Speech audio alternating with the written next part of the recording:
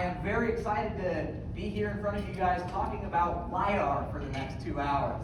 Drone LiDAR specifically, which I kind of mock. I actually think it's really freaking cool, both the technology and even the data and data management side of things. I really enjoy working with this, and I hope to actually keep it a little bit more entertaining than just 2 hours of statistical tables or something, which this can easily turn into.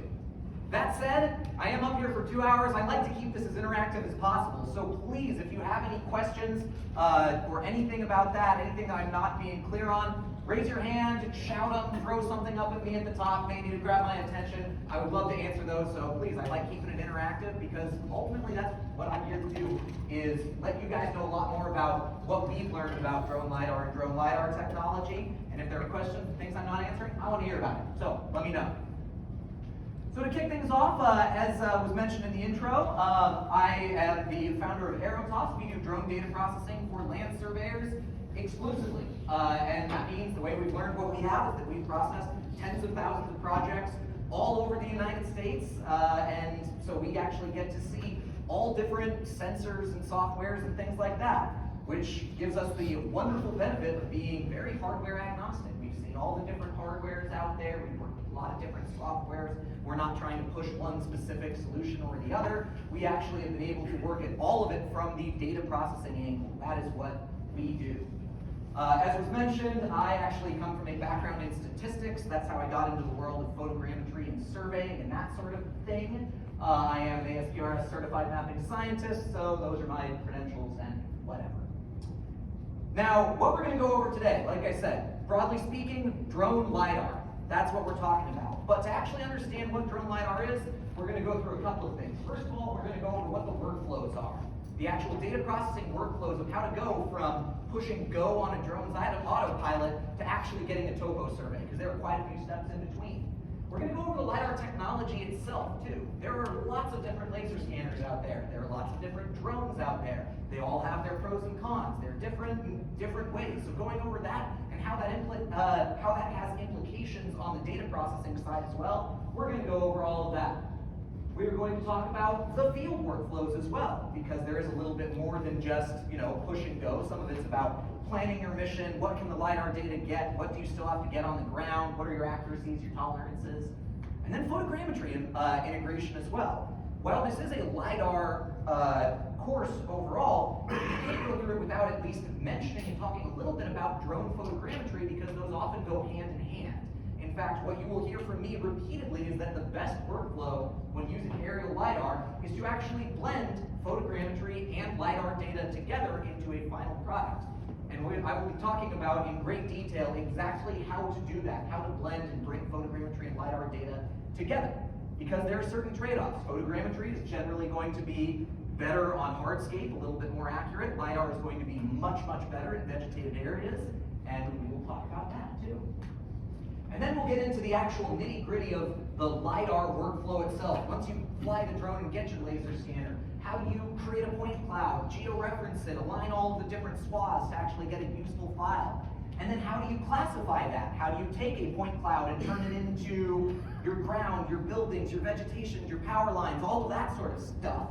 And then ultimately get it into a final survey, which would involve the vectorization of features. That means drawing your curved lines, your break lines, your topo points, and all of that, and ultimately getting it into CAD. Because that is my goal today, is to get things into CAD. Not to show you how to push go on an autopilot, but go all the way to the finish line. The finish line being getting an actual finished survey. Because that's what you and what your clients actually care about, is the finished survey, not no one wants a 100 gigabyte point cloud, they want a survey.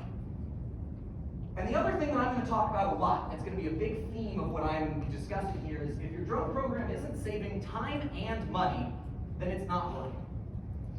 It's really easy, especially for a lot of people that work in maybe academia, not trying to totally knock academia too much here, but a little bit, to come up and say, oh, here's how the scientific procedures of how you do this, this, and this, and it only takes you 250 man-hours to do a 1-acre topo.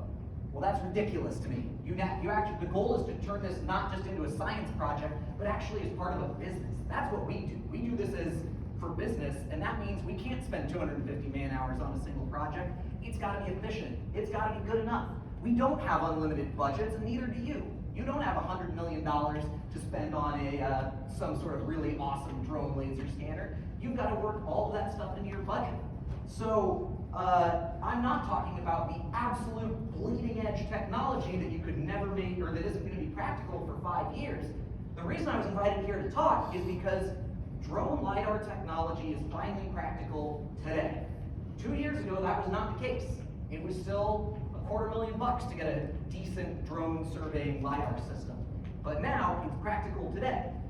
Not for everyone, because sometimes you can still kill yourself with spending way too much time processing the data. You can still spend way too much money on the wrong hardware. But I'm going to focus a lot on making sure that when I talk about a workflow, it's something that's actually efficient, that actually saves time and money and gets there. And as part of that, we need a good drone program. Well, for starters, it should get you better deliverables than you could get before. And that means it should be the same accuracy as traditional surveys. I'm not talking, this isn't, GIS grade stuff where you're like, oh, plus or minus 3 meters. No, we want a 1/10 of a foot vertical accuracy on a lot of these, many of these projects.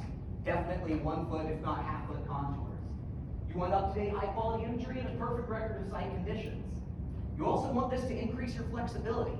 You don't want to have to use this. You can have this tool in your back pocket to scale up, scale down, do big topo projects in the woods when you need to, do small projects on urban developed areas when you need to, and really scale up and down. The good drone program should be flexible. And also, like I said, it should save you time and money. I said that before. It should save you a lot of time in the field, and it should save you time in the office too, if you're doing it right. And also, we need to talk about the common pitfalls. We work with a lot of customers all throughout the country, and we see all of these pitfalls in the LiDAR world as well. For starters, don't use the wrong tool for the job. Drone LiDAR is really cool. Drone LiDAR does not make sense for every single project. You don't need a laser scanner if you are just doing something on entirely hardscape with no vegetation. Photogrammetry is going to be cheaper and easier. If there are buildings and you need to get the insides of buildings or something, drone LiDAR is the wrong tool. So just make sure that you know what your tools are capable of and that you don't use the wrong tool for the job. LiDAR is not a magic bullet. Don't overspend on gear that you don't need. There are lots of people out there that would gladly sell you a drone LiDAR system for $250,000 still. I don't think you should spend that much money on a drone LiDAR system because you don't need to.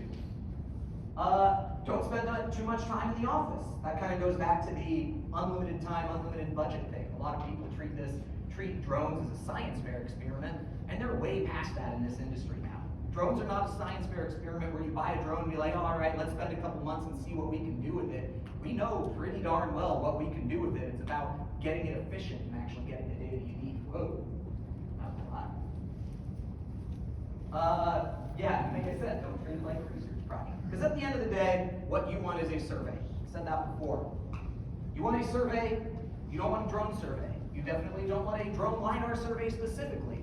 You want a survey. And that means you're already probably doing this already, blending data from multiple sources. Whether that's from property records, previously shot surveys, new data that you work in, photogrammetry, LiDAR, GPS local station, blending it all together into a survey. That's really the end goal of all of this. And a drone, whether it's LiDAR or photogrammetry or both, should be able to be a part of that. So, as far as workflow goes, this is the slide that you'll see iterations of a couple of times because this is what the real high-level workflow looks like. We start out with mission planning. Mission planning is basically the idea of saying, okay, where are we going to fly and how are we going to fly it? It's very simple, but it's a really important step. You don't want to go out to the field and not have any idea what you're doing. You want to know what data you're going to collect so that by the time you get there, it's just a matter of pushing go and collecting it. That's the reason we put that on there. That's another big pitfall, is not actually planning stuff in advance. Next up is the data collection side. That part's really easy, just push and go, and the drone kind of flies itself. And then these last 3 steps where we'll be spending most of our time, which is actually the data processing side of it, because that's where the biggest hangups are nowadays, at least. You can get enough data on a single tiny project to absolutely drown yourself. So figuring out the workflow to get from data to your final, the huge bulk of raw data to your final deliverable, that's what we're going to be talking about. And that means 3D model processing, which includes both photogrammetry, the science of stitching 2D photos together into a 3D model, as well as your LiDAR processing, LiDAR classification. Drafting line work, which is taking those rich 3D models, those point clouds, and turning them into vectorized features, your actual curve lines, your polylines, your topo points, your utilities, that sort of thing. And then finishing it all in CAD, which is bringing it all together in your CAD software and making it work for them. Unfortunately, this is the most common LiDAR workflow that I see. We've seen too many people that have bought drones and say, all right, we're going to figure this out and it's going to make money. Well, that's not how it works. If you don't have an idea, if you don't know what your plan is going to be, you're not going to succeed in it. If you don't have a target, you're never going to hit it.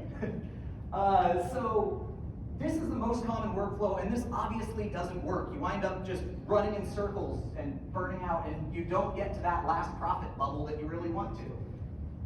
So when we talk about LiDAR workflows, the first thing to know is which projects LiDAR is good at. LiDAR works best in vegetated areas.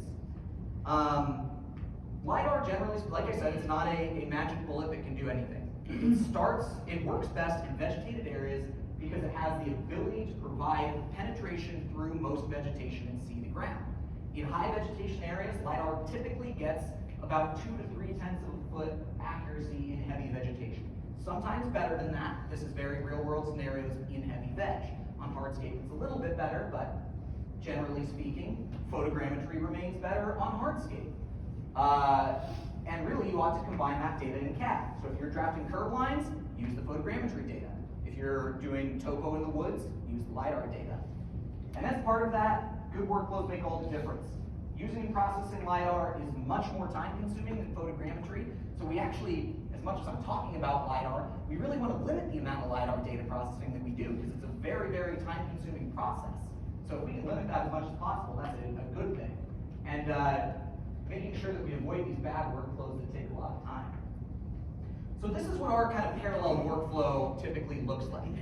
The way that it works, when you fly a job site, you get photogrammetry data, you get LiDAR data. We start out by processing all of those things in parallel. We start with the, on the top, you get your LiDAR data. You're going to start with your raw LiDAR data. We create a point cloud out of that. We geo-reference it, we scale it, we translate it appropriately to the project site so it matches everything else. Then we classify the point cloud and start extracting our features before putting it into CAD. Simultaneously, at the same time, we have a photogrammetry team that's going to take the photos and ground control points, turn that into a point cloud, orthophoto, DSM, draft the vectorized data, extract all of that, and then bring all of those data points together into a final CAD file. And as part of that, we have standards that we know the LiDAR team knows what's going to be extracted from the LiDAR data, the photogrammetry team knows what's going to be extracted from the photogrammetry data, so that we're not doing double work, all of that, bringing it together in CAD, and then putting it to your final survey delivery. Now this is what a high-level workflow actually looks like. It's one that has clear direction of who's doing what, when you're doing it, what the steps are so that you can finish it and pass it off to the next person. One of the pitfalls I've found, particularly of very clever, smart engineers and surveyors, is they've never done with something. Because there's always, they're never done with a LiDAR project, because there's always one more thing you can do to slightly improve it. Where this tree goes up against the building, I could really classify those points a little tighter of which ones are vegetation and which ones are building and that sort of thing. And you don't kind of have a finish line. So part of a good workflow is setting these clear finish lines when you're done with a project and can hand it off too. All right. So with that, let's actually get into some of the basics of LiDAR technology too. So I said LiDAR a lot. There might be a couple of you that are not even familiar with what exactly LiDAR is. Well, LiDAR is about a laser scanner on a drone that sends out hundreds of thousands of pulses per second that can measure multiple returns. Each pulse can send back a couple returns of the distance data between the drone itself and the ground. It almost always uses a wavelength that is invisible to the human eye. So when we say laser, it's not like, this little laser pointer thing here. It's an invisible wavelength, which is one of the many cool technologies about it. It's not only invisible to the human eye, it's opaque to the human eye. So even if you were to get one shining directly in your eye, it can't hurt you because that specific wavelength of light cannot penetrate your eyeball at all. It's a complete wall. Just kind of a cool fun fact there. This also means that the raw point cloud that is created by the LiDAR sensor is in effectively all circumstances going to be uncolored. If you've seen a colorized point cloud, that either comes from photogrammetry or it comes from the image sensor that most drone LiDAR systems fly with.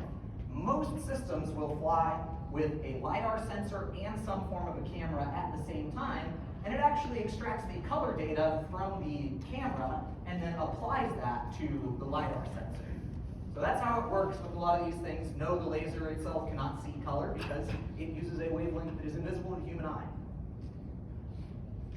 I talk about vegetation penetration a lot. There's also a lot of confusion with exactly how LiDAR can penetrate trees. And the answer is it doesn't actually penetrate the leaves itself. It can't see a leaf and then, blast through the leaf or anything like that. Rather, what it does, it actually can see through the gaps in the trees. So very few trees, particularly around here, are so perfectly dense that no light can go all the way through in a straight line. You just need a tiny little gap for it to go through, and that's what the laser sees. And that laser pulse, what it does is a single pulse. When you think of laser, people often think that it's a very tiny point like that, but it's actually a little bit wider than that. I forget exactly what it is with with some of these drones because it depends on the height, but by the time it hits the ground, it's actually going to be about a couple centimeters wide in terms of the actual point that the laser hits. So it's actually hitting multiple leaves and finding that gap, and that's where the multiple returns are coming back, because that single laser pulse in a cone, if you imagine, is actually hitting some leaves, some second level leaves, and the ground. So that's kind of what this number of returns is. Now, because that's how it works, because it can't actually see through leaves or see through vegetation or really anything, the laser can't actually penetrate anything. It just feels like it can penetrate the trees because of this kind of workflow seen between them. The penetration is not perfect. Very, very dense trees, particularly in the tropics, which sounds kind of nice compared to the weather out here today. But your dense tropical plants, like in southern Florida or kudzu in Georgia or something like that, are going to be dense enough that even LiDAR typically can't see the ground. But that's more of the exception. For anything like deciduous trees around here, or anything coniferous, are all going to be pretty fine with the LiDAR being able to penetrate and see the ground. Rule of thumb is, if you can see gaps in the leaves, then the LiDAR can see through to the ground. So yeah, the LiDAR penetration is good, but not perfect. A couple of other common questions about LiDAR are, can it penetrate water? Can it see the floor of the water? And the answer is no, standard LiDAR cannot penetrate water. There is a caveat to that, because there are some very specific types of bathymetric LiDAR that are highly specialized, that are capable of doing certain bathymetric topology, whatever you want to call it. Those are really, really highly specialized, usually well north of $500,000 or something, and that is a different wavelength, different sensor, different everything. So no, standard drone LiDAR, and even standard aerial LiDAR cannot by itself penetrate water. Likewise, it can't see through things like snow. Like I mentioned, it actually can't see through anything at all. It just has the ability to find those little minuscule gaps. Next thing I want to talk about with LiDAR is actually accuracy. Accuracy obviously really matters for surveying, and more importantly, potentially, is knowing what the accuracy is. Because of the nature of how LiDAR works, your horizontal accuracy is typically going to be worse than your vertical accuracy. LiDAR measures distance. Everything else is computed based off of the IMU, the GPS, all the other systems on the drone to create that big point cloud. And because, like I said, it's a cone that winds up being a circular footprint on the ground, and as you do it at an angle, it becomes kind of an oval footprint, your X and Y accuracy actually winds up being a little bit worse than your vertical accuracy. And I say worse, I'm talking on the order of about 2 to 3/10 of a foot is bad accuracy for us, X and Y, where 1/10, maybe 1.5 is what you're looking at for vertical accuracy with most drone LiDAR systems. And also on here, I say the accuracy of the laser itself is only a small part of the overall accuracy. These lasers, if you look at like a tech sheet, tech specs for them, are going to be just ridiculously accurate in a laboratory environment. But this isn't a laboratory environment. You do not have your laser scanner on a fixed test bed or even a fixed tripod, which would be nice from a drone surveying standpoint. You have it up in the air with 4, 6, or 8 buzzing, vibrating motors where the thing's moving around, tilting and kicking around like crazy while moving at 50 miles an hour plus sometimes, all while tilting and having the gimbal correct everything. That's where the error comes from much of the time. It comes from all of those other sources, not the error inherent in the laser itself. I remember seeing a vendor presenter at some point a couple of years ago at a different conference trying to pitch LiDAR, and he's like, yeah, it's got an accuracy down to like 1/10,000th of a foot. It's like, yeah, that doesn't mean anything. That's what the laser is, not what the actual thing can do. And that's why I talk 10th to 10th and a half foot of accuracy is what you often see in real world conditions after looking at all of that noise. And like I said, and again, you'll hear me say this multiple times, for the drone LiDAR, photogrammetry remains more accurate than LiDAR on high hardscape. I qualify that with drone LiDAR because a lot of people say, oh, I use my terrestrial scanner and I can see these perfect, lines that are accurate down to X, Y, and Z. Sure, ground-based LiDAR can be much more accurate than drone LiDAR because it's a little bit more controlled environment. You're a lot closer to the subject matter. Drones are flying at their lowest 100 feet away, 100 feet above ground, and oftentimes 200 to 400 feet above ground.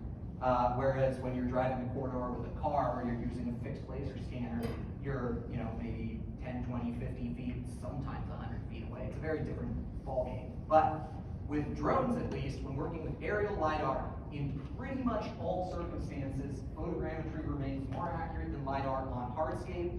LiDAR is much better on vegetation because it has the ability to penetrate. All right. Let's keep going, and then I'll pause for questions in a second. As far as basic LiDAR processing, I've now talked a little bit about the fundamentals of how a LiDAR system works, the data it collects, and when it does. The laser itself, like I mentioned, only records the distance between the sensor and whatever it's measuring. Then, this needs to be combined with the GNSS system, your GPS data, the IMU, which is an inertial measurement unit. That's what actually measures very precisely the physical movements of the drone. As well as any gimbal data. The gimbal is what keeps the laser fixed while the drone is moving around. And the imagery data before you get an actual point cloud. Drones rarely, and in fact most LiDAR sensors rarely actually fly the drone and you get a point cloud, because you actually need to go through all of this processing. And very often you have options with a lot of this processing too. What base station do you want to incorporate? Did you use a base station on the ground? Did you use a streaming correction service? Did your streaming network correction service drop link halfway through in some of your data? Can you post-process all of that? There are a bunch of different workflows for this that are primarily controlled by the laser scanner manufacturer, at least this first step, because a lot of these integrations, particularly anything that isn't through DJI, are going to be pretty custom at this point. This IMU mixed with this GNSS receiver mixed with this base station, and you have this crazy mixed hodgepodge of different parts that gets to the actual point cloud. But that's kind of your basics for the first step of LiDAR processing before you even get a point cloud that you can see. Another thing that I want to talk about is once you get that point cloud, you have to realize it's a little bit different than points that you're used to shooting in the field. When you shoot a field, typically you shoot a point and you know that that's a real point. But with LiDAR, it is a point cloud. There is noise to it. And that means even things that are perfectly flat in the real world might show up as a cloud in the point cloud. And so I showed here, if you actually can read these tiny numbers, what you see here, this is actually on hardscape. What we're looking at here, this is a road on the top right, if you can see it a little bit. And this is going to be a profile view looking kind of a cross-section across the road. And this is what the raw laser scanner data looks like from certain drones. And what you actually see is there's an enormous density of points, but there's about almost a half foot of kind of thickness to that point cloud. Now what does that mean? It's going on hardscape. It should be a perfect line. Well, that would be true if every point were perfect, but it's not. We're working with noise, we're working with vibrations, we're working with all that other stuff that I said, the error in the IMU and the GPS data. And it's taking these hundreds of thousands of points per second, and it's giving us this point cloud. And what that means is that any single point by itself typically cannot be relied upon when you are working with LiDAR data. You want to take an average of that. You want to smooth it. If you were to draw a kind of trend line across the center of that kind of cloud, that's what your true surface is going to be. That is how you get accuracy out of it too. And in fact, this is really one of the fascinating parts that I like about it, being a statistical nerd that actually likes this stuff. You can get more accuracy than the accuracy of the laser scanner itself by taking the average of hundreds of thousands of points and creating a best fit trend line. And what that actually does is it removes much of the noise that came from the sensor and the scanner on any one point to create an average that's going to be much more accurate and reliable. So that's just something that conceptually you kind of have to get used to, right? If it shoots one point, you basically can never trust one LiDAR point. The LiDAR systems aren't designed in that way. You want to trust a lot of LiDAR points, and that's how you can get really, really good surface data. But, of course, processing that takes time. All right, so those are some of the kind of the fundamentals. I'll pause for a second if anyone has any questions about how LiDAR tech works before I actually get into some of the hardware that's out there. All right, I guess I'm the teacher. Let's talk about the LiDAR hardware market right now. So the first thing I'm going to talk about is what criteria I use to evaluate what is good hardware and what is not good hardware. Accuracy is important, but it's not everything. A lot of people will buy purely based on LiDAR, and we typically don't, or based on accuracy, and we don't recommend that because that means you're not caring about things like ease of use. There are a lot of drones, LiDAR systems out there that are incredibly complicated and take weeks and weeks and weeks of training before you can even fly it. And you need to know every single part of every little plug on there to be able to get it to work. And that makes it really tricky from a business standpoint if you want to have someone new come into the company and fly the drone. Or if you want to be able to not do everything yourself and just have it work. Ease of use makes a lot of sense and should be involved when talking about hardware. Same thing with reliability of workflow. That's actually a really key thing for us. When we say reliability of workflow, what we mean is that when you go into the field, is it going to work or are you going to have errors? More complex systems are more likely to have errors. If you have 6 different batteries, the odds that one of them will run out, whether it's your base station or your supplemental power unit, or the IMU has its own power unit separate from the actual drone power supply, or it's based on some incredibly complicated GNSS workflow that requires all these radio links. Reliability of workflow really, really matters to us because it means that it actually works. A $500,000 LiDAR system is not worth a lot if you take it out to the field and it just doesn't fly. So we make sure to point out reliability of workflow, as well as cost. But not just cost of the hardware, that's a big part of it. You don't want to spend too much money on that. But the cost of operation. Does it require an extremely trained operator to fly it? And the cost of processing. Does it take more time to go through a lot of these proprietary data workflows and then to filter through that data? So all of it, those are the criteria that we use. It's not just one, it's trying to find what is the best overall system. Because I can tell you there's no one system that hits every single one of those and gets top marks on everything. Some are really, really accurate, but a huge pain in the butt to use. Some are really easy and maybe not quite as accurate. And that's actually okay as long as you know what you're getting yourself into. And now, the biggest thing when we talk about hardware is we kind of break it down into 2 categories. There's DJI, and then there's everything else. And DJI is, for those of you that have flown drones at all, is overwhelmingly the market leader. They have a very simple workflow. They are relatively cheap relative to other comparable drones. They are easy to use, and they have good, but typically not the best accuracy out there. With downsides being that they're Chinese made, so a lot of times they can't be used on certain government projects. They have pretty poor hardware support, and they are not the bleeding edge technology. A lot of it's going to be pretty well proven out by the time it gets into DJI.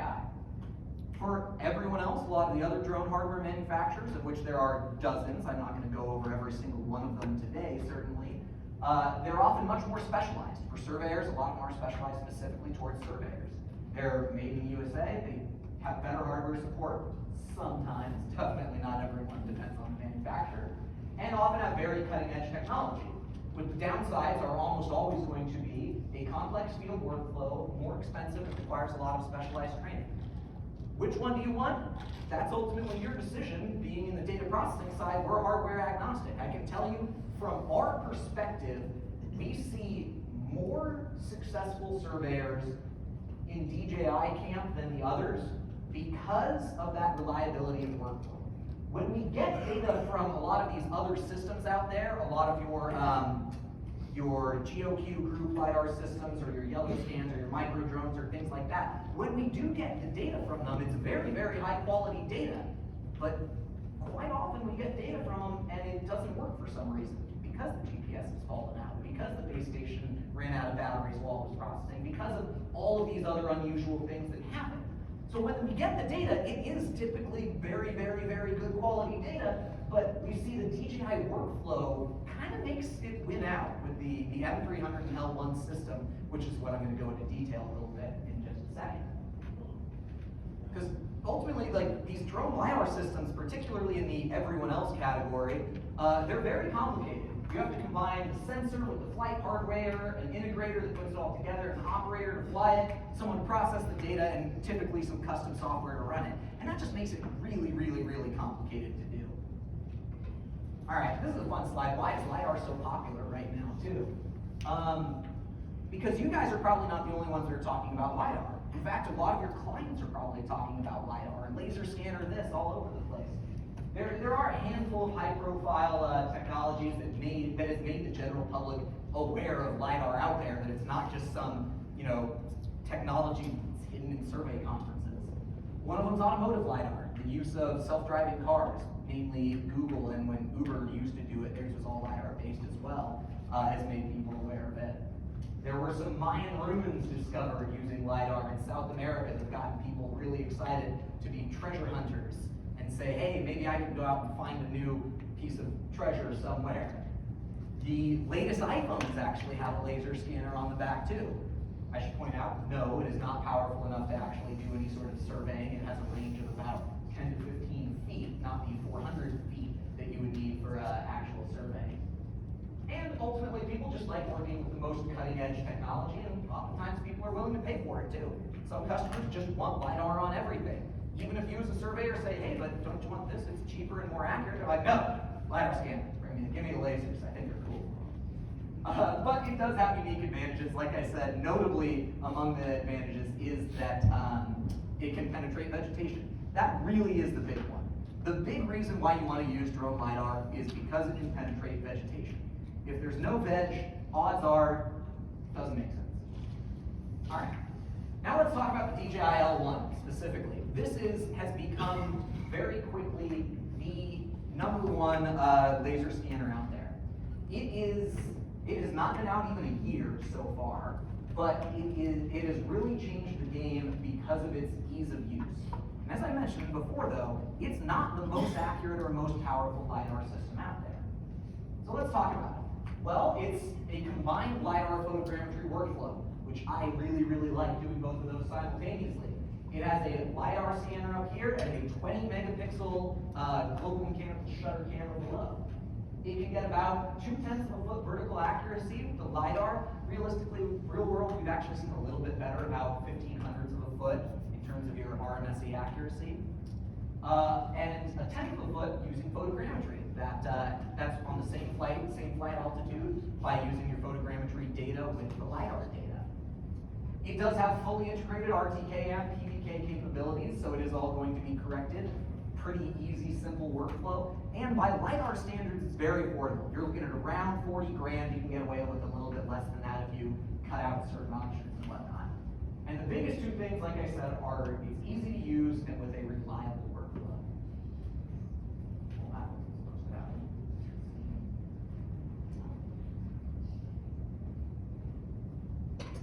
Let's see here.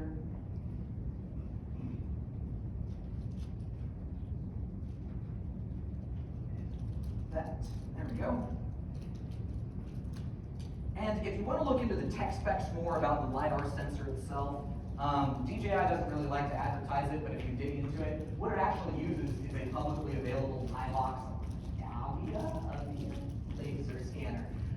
So that's the actual scanner that you can see the actual tech specs of the laser scanner itself. That it can take 240,000 points per second. That the laser's precision on range is typically about 2 centimeters. So that's going to be, 6/100ths of a foot or so. It can do 3 returns as well as different scanning types, and it can detect up to 450 meters or about 1,400 feet or so. So pretty cool laser scanner, but again, laser scanner specs only need so much. You really care about the specs altogether.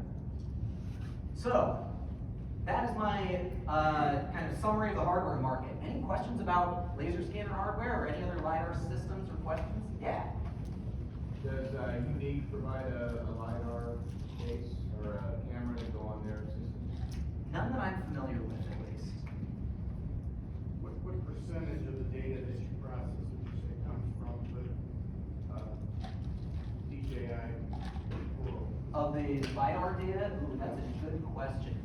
So it's becoming more and more DJI based. Again, it's only been out for about a year. It's a cheaper unit, and you'll see more of them. But I was wondering, when you say other sensors are harder and maybe you don't have as much success, I wonder if it's because the percentage is much less too. Yeah, it is. The percentage is a lot less. All of them are going to be lower volume as well. And like I said, I don't want to knock on third-party system manufacturers too much, because people that have those workflows figured out, they work great.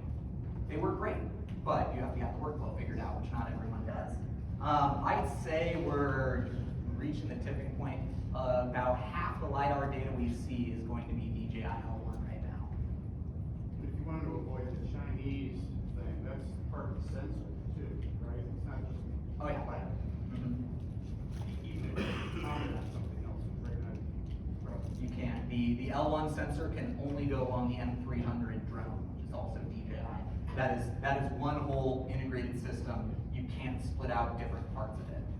I know different sensors work in different ways too.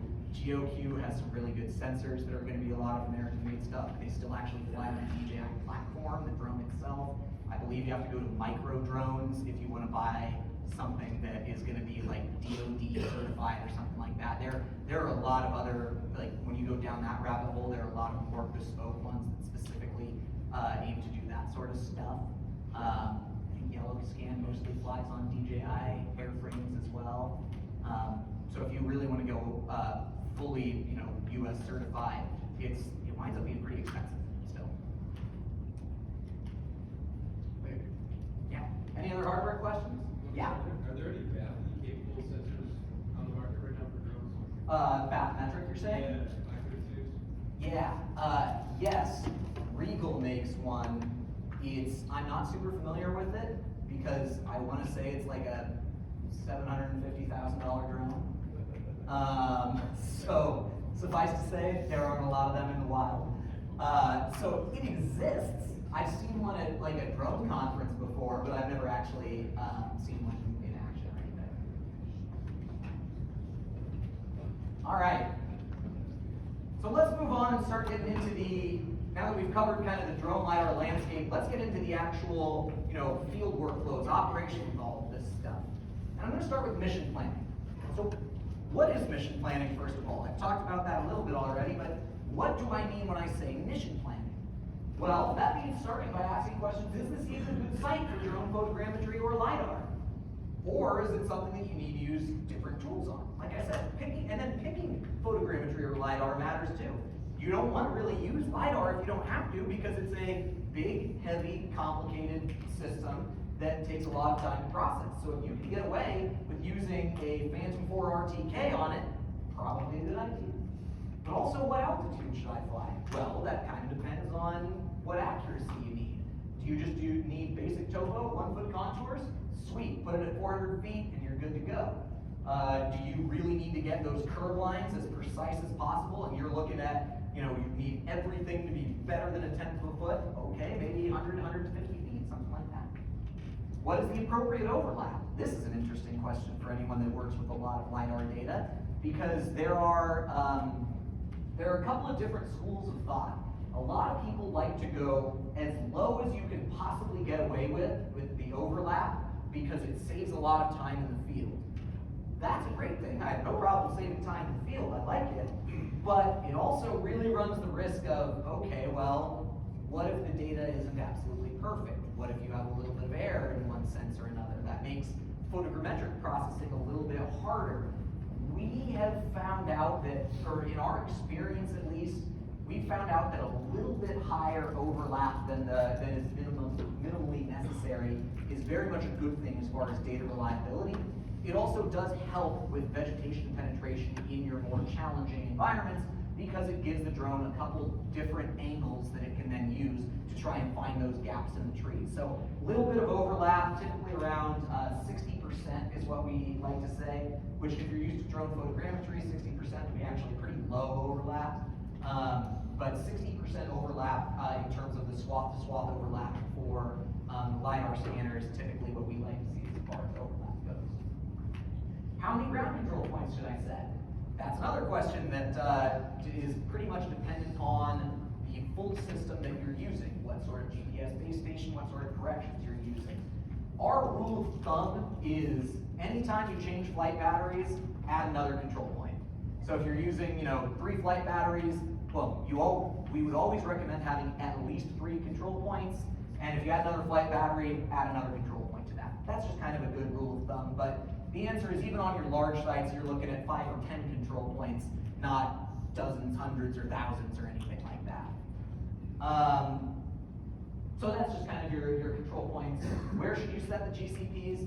Thankfully, because these are all going to be RTK-enabled aircraft, you have a lot of flexibility of where you set them. Set them where you can actually see the sky is kind of the best thing, especially if you are doing wooded areas. Set it on a road on the edge of the wooded area, and that'll be good enough. You have a lot of flexibility. It doesn't need to be perfect, in every single corner, one in the center, and no greater than 500 feet between them. Thankfully, the GPS data is good enough to compensate for that, so that you don't need to have really, really tight tolerances for where you place the GCPs.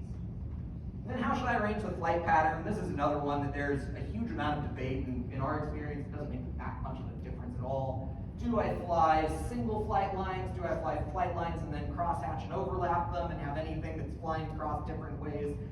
There are a whole bunch of different options out there. A lot of people say, oh, well, you need to start with this direction to the wind, and you need to fly perpendicular to the wind and then start on the leeward side and then go from there. Our experience from the data side is honestly none of that matters too much. If you've got your flight altitude and your overlap right, from there, just set it whichever single lawnmower flight pattern is going to be the best in terms of just saving your time. A lot of that other stuff might make a difference in terms of an extra 1% of battery time, which winds up being 10 seconds or so. But those make pretty negligible differences as far as arranging your flight pattern once you get your flight altitude and your overlap set properly. Yeah? For those people that are considering what we should have a drone survey or not, your example is interesting here on the screen. Flight over people is restricted. What do we say about this site? Well, for starters, I am not the FAA, and I am not the police. But when you show this image, you get the illusion that this is a perfectly suitable site for flying drone. And the overwhelming majority of people would agree with that. We see flights all the time over hardware or over... And I know you just process data, but I think it's a group when considering what we should do is take consideration. Yeah. It seems appropriate. Yeah, and honestly, that is a really good question. So I've had the fortunate ability of being around in the drone industry for the last 7 years. I've got to see it evolve from being 7 years in the drone industry. I'm ancient by this standards at this point. But I've talked to a lot of people at the FAA, and the short answer with a lot of these regulations is they care that you are a responsible operator. They don't care about nitpicking the rules. There is no FAA police. They care that you are a responsible operator and that you are operating responsibly. Which means if there is a massive outdoor festival concert with 100,000 attendees, don't fly a drone above it. If it is a office complex and there may or may not be some people walking to their cars and you are not flying, like racing your drone and trying to dive bomb people, and you're just doing a survey, they're fine with it. They might until there's, okay. Until there's no time, it's ultimately responsible, so he will decide. That's true, but so our recommendation is be responsible. Be a responsible person, and you know, things will be fine. There are a lot of, if you are particularly careful about these things, there are a lot of other nuances that you can do. You can keep an eye on it, exactly where people are. You can set your flight path to go much more over the building roofs and much more over the sides of roads rather than over the roads. Contingencies, yeah. Lots of different contingencies you can go to, but ultimately these things have gotten ridiculously reliable. The drones too. It's part of why we like flying at 200, 300 feet. It's above obstacles. It's above all but the highest power distribution lines and that sort of thing. It's above all but the highest trees and that sort of thing too. So it's become very, very safe and generally accepted. Not to mention the Phantom 4 series of drones, like the Phantom 4 RTK, when that thing's up at 200 or 300 feet, it's basically invisible. You can't see it, you can barely hear it. Your M300, people are aware when that one's flying. It's bigger, it's black, it's louder, it has strobe lights if you want to turn them on. And honestly, those are all great questions for flight operations too, right? You should be aware of this sort of stuff before you fly. So why care about mission planning? Why did I just spend 5 minutes talking about, you know, all of these questions when you could just go out and push fly on the drone? Well, for starters, it will save you field time. I shouldn't care about that being on the data processing side of this, but it means you can set fewer ground control points. It means that you have to do less surveying in the ground because your drone is going to get more data more accurately, more reliably. It means shorter flight times, and it means no field revisits. That's the big killer, it's field revisits. That'll, one time you have to go back to a site, particularly if it's far away, that's the killer. But I'm selfish as a data processing guy too. It saves us time in the office. Well-formatted data and well-collected data is easier to process. It will have better accuracy. There are fewer errors, and it gives us a simpler drafting workflow. So that's part of why we really care about flight operations, making sure, excuse me, that you guys fly your site properly. And then LiDAR photogrammetry too. That's a big part of mission planning that I mentioned. Is it a good site for LiDAR or good for photogrammetry? Well, this is a great cross-section to show the difference between LiDAR and photogrammetry. LiDAR has better cover in vegetation. These kind of bright green, the uncolored points are from LiDAR. And you can see a nice smooth slope of the ground surface there.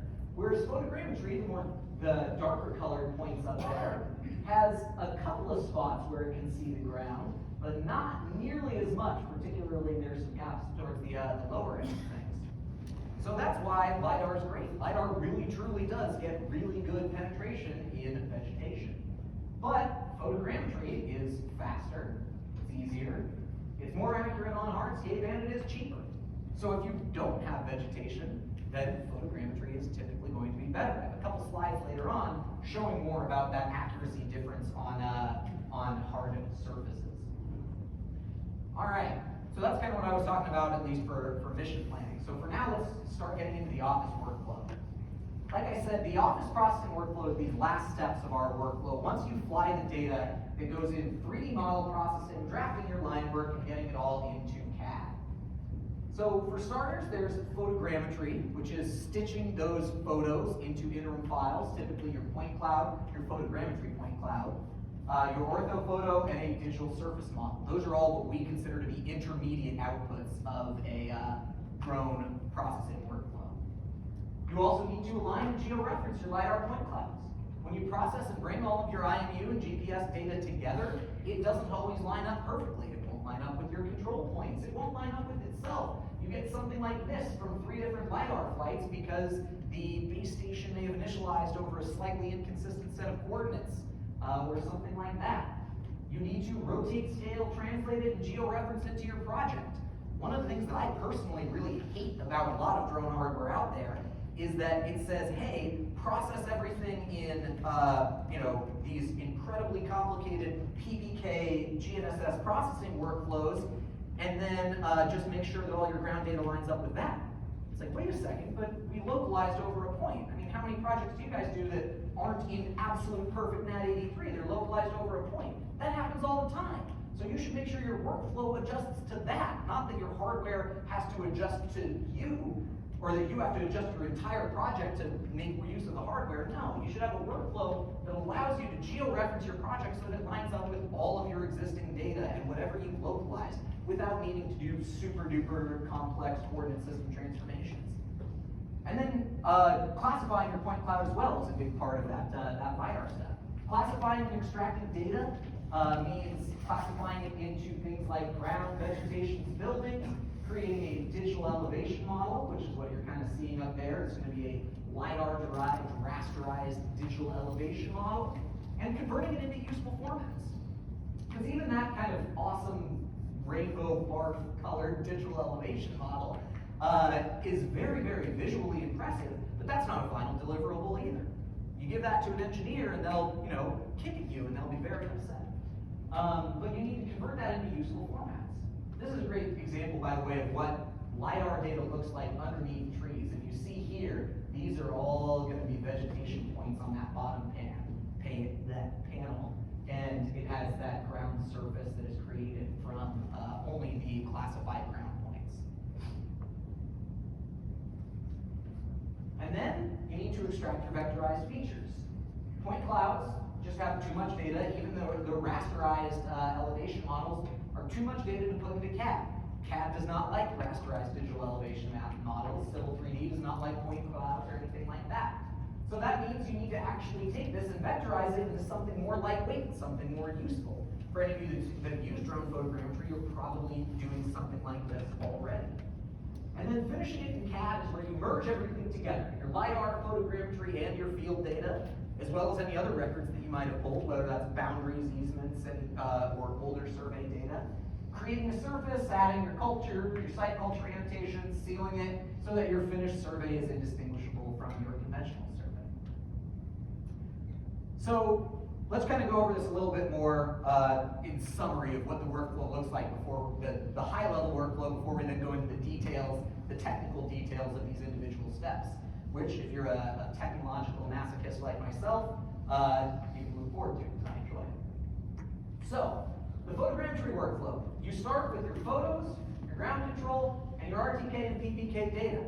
That goes through the step called photogrammetry, where you then get an orthophoto, a surface model, and a point cloud, which then goes through your line work drafting phase to get you 3D points and polylines, typically in like a DXF file format. Run that through CAD to actually get your final deliverable. But that's the photogrammetry one. Like I said, in parallel we have our LiDAR one. There are two major steps to LiDAR processing, each with a bunch of kind of substeps. The two major steps are, one is actually creating the point cloud, an accurate geo-referenced point cloud. And that's going to be that GNSS and IMU processing that I spoke about, creating an LAS file from that raw LiDAR data, swath alignment, where you take those individual flights, individual swaths, make sure they all line up properly with one another, geo-referencing the point cloud, as well as that last step is one that is very often overlooked and never, ever, ever should be, and that is verifying your accuracy. I know I talk a little bit more later about ground control points and verifying accuracy. Don't skip that last step of validating accuracy. Take your point cloud, compare it to known points every single time. This stuff is complicated. There is so much that can go wrong that you can't just assume that your workflow was perfect. There's still too many places where a single misclick, for whatever reason, even just a complete accident, is going to shift your whole point cloud by a foot. Or because everything's done in weird metric on like the raw end that, oh, it gave your elevation in meters instead of in feet, and there was a vertical datum confusion and everything was off by a foot, or something like that. Please always validate your accuracy, and I would argue, validate here before you put too much more work into it and you need to then go back and reprocess stuff. So validate your accuracy, use control points, use check shots, make sure that your data is good, because if you can catch it here, the fix usually only takes a couple of minutes. If you catch it much later, the fix can sometimes be tens of thousands of dollars, which you don't want to do. And then the second broad step when it comes to LiDAR processing is classifying and extracting data. Now this is going to be the most tedious and time-consuming part, and the part that most people are most interested in. So I've got a lot of slides on that too. And that includes things like, once you have your accurate, geo-referenced point cloud, colorized point cloud, it's a nice, beautiful 10 gigabytes of hundreds of millions or billions of points, what do you do with it? Well, there are automatic classification algorithms, which are good and not perfect. If you were expecting to come here and you say, hey, here's this software, it does everything for you, okay, thanks, bye. No, not there yet. A lot of people are working on it, which is a very cool technology, a lot of machine learning and artificial intelligence, and insert other tech buzzword here, that people are using to try and get LiDAR point cloud processing to be better, but it's simply not good enough yet. I look forward to the day that it is, that'll make my job a lot easier too. Right now, we have a lot of automatic classification algorithms that are good, but not perfect. I'll go over why. Manual classification cleanup is very good, but extremely time-consuming and tedious. Raster surface creation, where you take your point cloud and start converting it into some sort of other useful files. Again, I talk about this, almost never is the point cloud itself the actual deliverable that you care about. You've got to go a couple steps further. That means converting it into surface models, contours, tins, topo points, break lines, and all of the other stuff that goes into a final CAD survey. So that's your high-level photogrammetry, or high-level LiDAR workflow. All right, next up, I got a couple slides on photogrammetry that I'll kind of breeze through, because again, this is not really a course on photogrammetry as much as it is about LiDAR, but again, because we always merge these two, or certainly always encourage you to merge the two, we're going to talk a little bit about photogrammetry first. So as I mentioned, photogrammetry is the science of creating 3D data, the art and science of creating 3D data from 2D photos, and the output of this is going to be a rich 3D model. Photogrammetry maps only what it can see, and it creates a point cloud out of it based off of triangulating these images. And what that means is that it creates this rich 3D model that has problems. And right now, this one is bare earth with also some vehicles here, but you can imagine that those are trees and it'd be the same thing. Photogrammetry can't go through trees, can't penetrate it at all. Photogrammetry maps what it can see based on triangulating all of this data. But the accuracy of photogrammetry is really only bounded by the resolution of the camera. The GPS and IMU on board actually helps with that too, but the primary boundary is going to be the resolution of the camera, or what's often called the ground sampling distance, which is the distance between pixels on the ground. And that's why photogrammetry, even with these DJI drones at 20 megapixel cameras, sure, they're not the 150 megapixel large format cameras that might be on a traditional manned aerial photo, but they're so much closer to the ground, the resolution's so good that you can usually get better than a tenth of a foot accuracy on hardscape. The problem with photogrammetry, and the challenge there, is it takes time. It takes a little bit of human time, but it takes a lot of computer time. And the thing is that actually, photogrammetry, the amount of work that it takes to go through a photogrammetry process does not scale linearly. It's quadratic, in that if you double the amount of photos, it will typically quadruple the amount of processing time. So the more photos, the bigger the sites, the harder it is to process. So fixing it can take a lot of time. And while it doesn't take a huge amount of human time to take photos, throw that into Pix40 and hit go, you actually need to have a skilled hand to make sure that you don't have to spend days and days and days and days processing a single project in photogrammetry. And as I talk about a lot, and it's the same with LiDAR, improved hardware only does so much. Everyone says this is taking a long time, I just need a bigger, faster, better computer. Well, that doesn't make you any less stupid.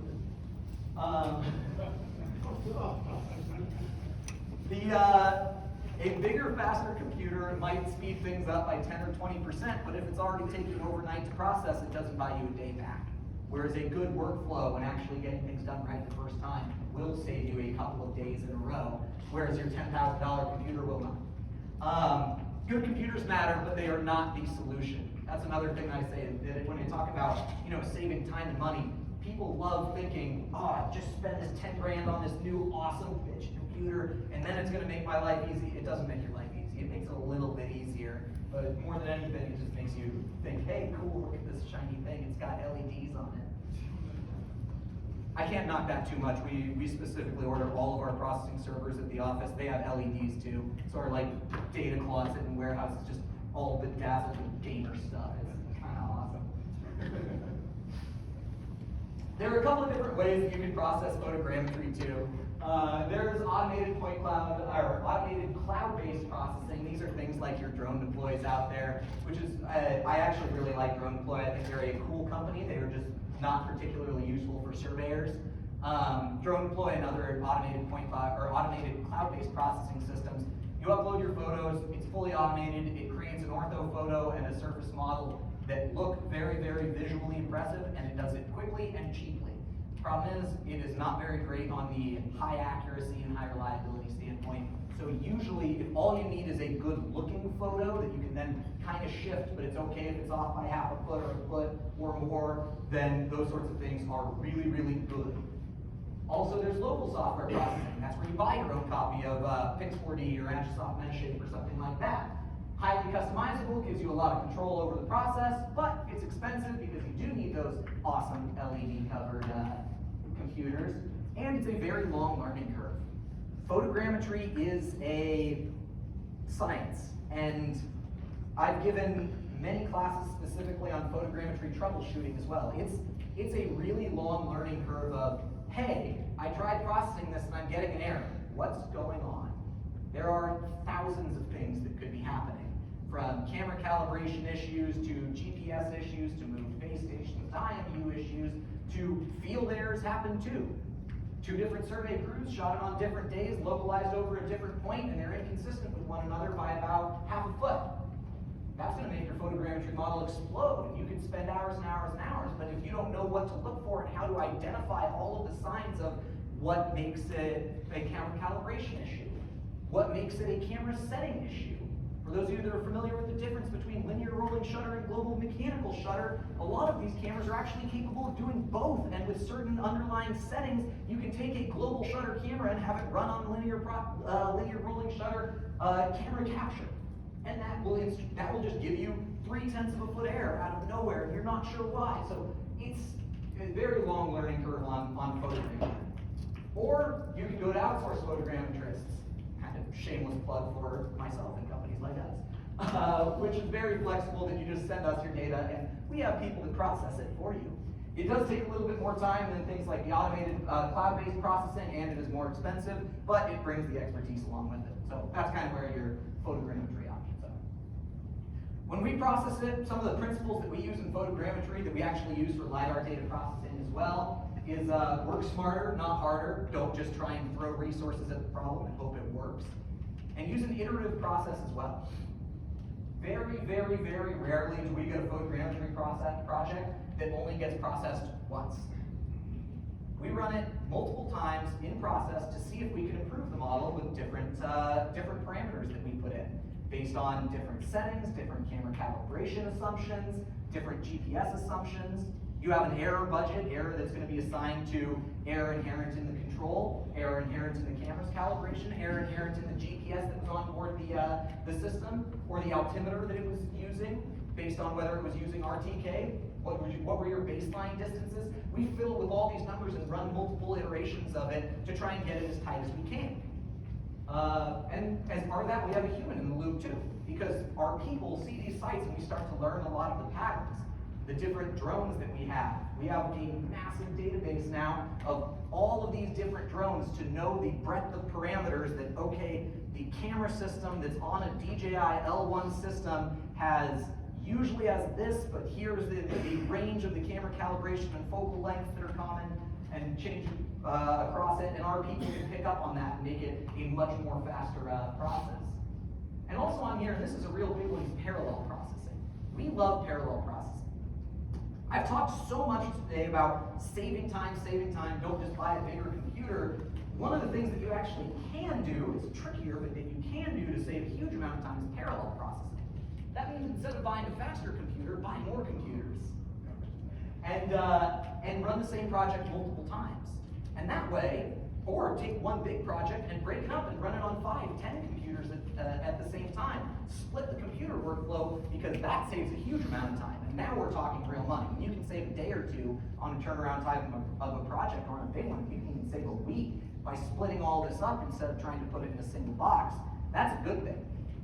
We like parallel processing, both in terms of computer architecture as well as workflow architecture. That's why our photogrammetry and LiDAR processes are actually independent, work simultaneously. They work in parallel with one another. So we're big fans of parallel processing. People ask us about our hardware, right? I talked about, big hardware, that cool hardware, that sort of thing. Everyone says, hey, what do you guys use for photogrammetry? Well, this is what our kind of 7th generation of hardware servers that we just bought this year are actually running.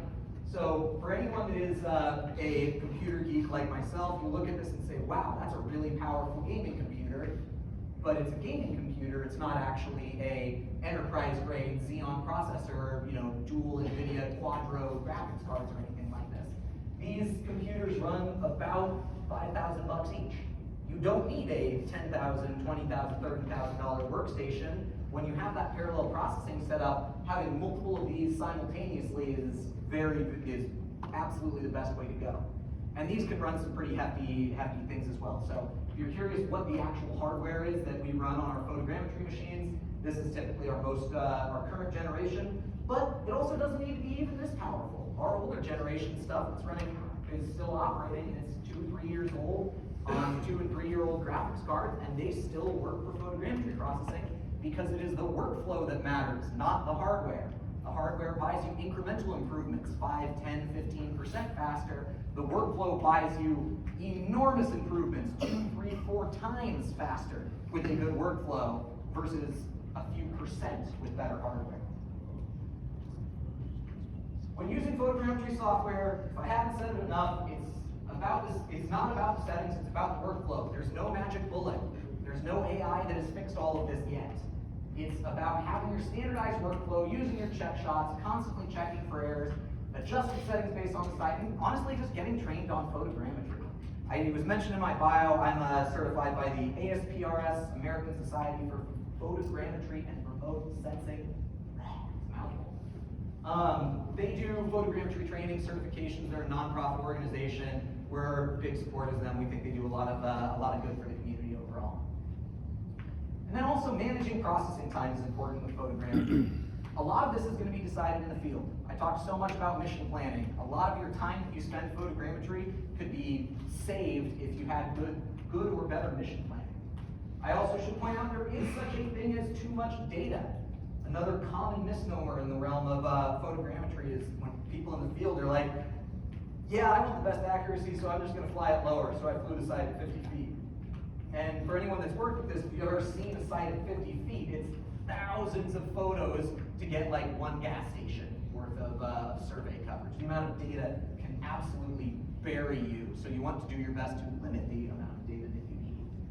As I mentioned, processing time is nonlinear in photogrammetry. You double your photos, you quadruple your processing times, and the solutions are all about the workflow, having a good pre-planned workflow, and staging your processing. Running step 1, your initial camera calibrations multiple times, running them iteratively and in parallel.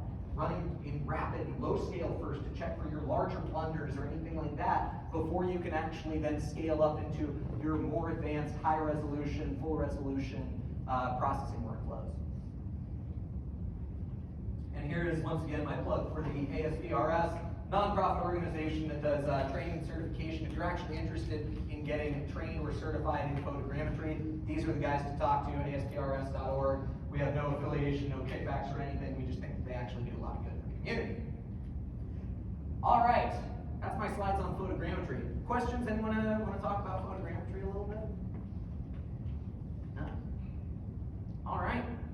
Then let's get into the last kind of parts of this, and the real meaty parts, which are going to be the actual LiDAR processing workflow. We've talked about hardware. We've talked about the drone. We've talked about the basics of how everything works. We've talked about mission planning and getting the drone up in the air. So now, you have flown your LiDAR drone, and you have a big old pile of 15 gigabytes of proprietary file format things, like .dat and BIN and RTB and RTX and RTL. What do you do with it? Let's talk about it. So, step one is actually creating a point cloud at all. As I mentioned, the LiDAR data itself comes in proprietary format. The laser scanner is just a series of times and distances. It doesn't actually have the point cloud. It combines that with the IMU. This one's a little hard to go over because, like I said, the exact steps in software will be different for each hardware stack. And here I'm going to primarily discuss the DJI L1 because it is the most common one out there. And for DJI, you actually use their software called DJI Terra. It's a proprietary software. You have to use DJI Terra, at least to my knowledge. I don't know if anyone's made a clone of it yet, in order to actually get a LiDAR LAS file out of the L1. And most other LiDAR manufacturers have some similar proprietary software.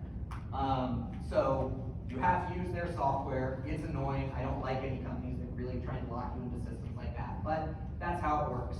Typically, you drag all of the data in, you specify what coordinate systems you want. If you do want to try and post-process it and correct it with other third-party base station data, whether you're using Core's base station data or you had a Trimble or a Leica base station set up and you can use that over a known point to geo-reference the multiple flights. Some of them take different things like that. It's fairly complicated. Some of them let you go a lot more in depth with your options as well. But ultimately, you throw all this data in a proprietary software and it creates the actual point cloud for you. This is what some of the data actually looks like. Your RTK data, your base station data, your satellite observation data. Combine all of that together and that gets you a point cloud. And that's a pretty cool looking point cloud right there. But that's also not necessarily accurate yet. It's not necessarily geo-referenced or corrected or confirmed yet. So that's why the next step is actually aligning swaths. So I've said that a couple of times too. What does it mean to align swaths? Well, because of all of the nature of photogrammetry, there are a couple of things that can make it so that based on each individual flight line, or more commonly, whenever you change batteries and go a different flight, those individual LiDAR clouds are kind of separate and they're not properly aligned. With things like DJI, that's usually done with, or usually caused by a base station realignment or moving. You move your base station, you go to a different takeoff location, it relocalizes on a new point, and it tries to correct that as best as it can, but it might be off by about a foot or so. Depending on, again, each individual proprietary drone software, these swaths may not align perfectly. You have some that are going to be higher, some that are going to be lower. There are a couple of different ways that you can post-process this.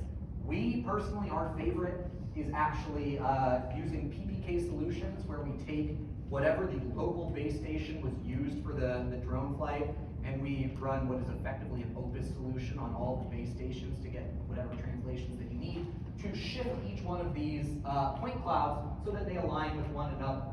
It's a little tricky. You have to be aware that shifts can happen in any direction, so that means, it sounds obvious, but that means vertical, north-south, and east-west, and very, very rarely rotation. Usually they're pretty darn good with the rotation front. But be aware of shifting in every direction, and you align all of these point clouds to get them to line up. But now, this comes to another big question. Well, okay, I have these two point clouds here on the right that are off by a foot or whatever that is vertically. Which one's right? Which one's accurate? And that's why you need to geo-reference it. You need to localize a project using ground control points. And this is easier said than done with LiDAR, because, as I mentioned, your raw LiDAR point cloud is uncolorized. I'm not kidding. That on the right is the exact same area using LiDAR as that thing on the left. On the left, which is a photogrammetrically derived point cloud, you can see where that target is pretty easy. On the right, you can't. And even with a colorized point cloud, the colorization is based off of imagery that has been overlaid onto the LiDAR and is much less accurate. Oftentimes you're seeing 3 or 4/10 of a foot error on the colorization. So how do you do it? GCPs are challenging with uncolorized point clouds. That's part of why we actually really like using a lot of the finding Opus solutions to coordinate all of this. But you can coordinate it, you can align these point clouds with known points, 3D points as well. But ultimately, this is all part of the source of why LiDAR simply isn't as accurate in 2D.